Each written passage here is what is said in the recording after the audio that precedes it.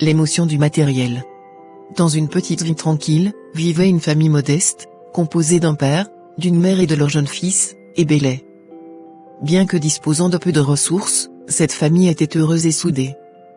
Un jour, la ville organisa une grande foire, où de nombreux stands de jouets et d'objets matériels étaient installés.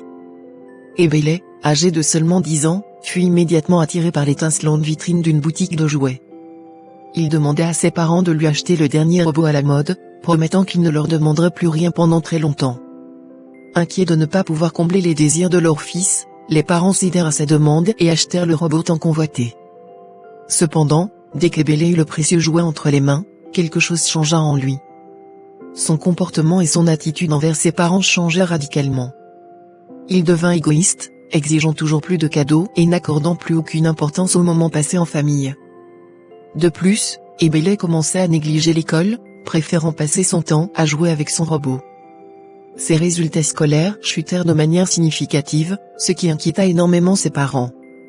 Ils essayèrent de lui parler, de le raisonner, mais leur fils était trop captivé et aveuglé par l'émotion du matériel pour les écouter. Un jour, en rentrant chez eux après une journée de travail, les parents d'Ebélé trouvèrent leur maison sans dessus-dessous.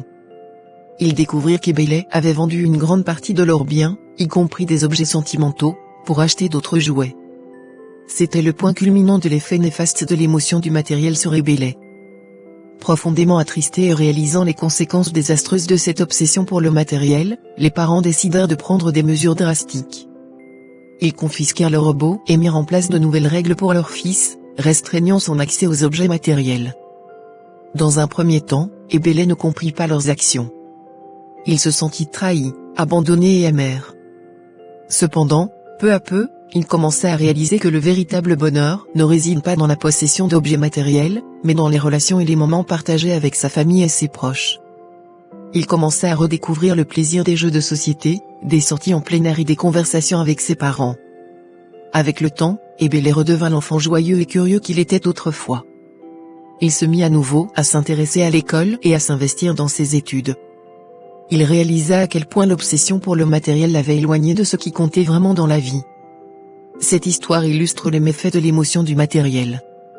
Elle montre comment la recherche excessive du bonheur à travers la possession d'objets peut conduire à l'égoïsme, à la négligence des relations humaines et à l'oubli des valeurs essentielles. Elle rappelle également que le véritable bonheur réside dans les choses simples, telles que l'amour, la famille et les moments précieux partagés avec les autres.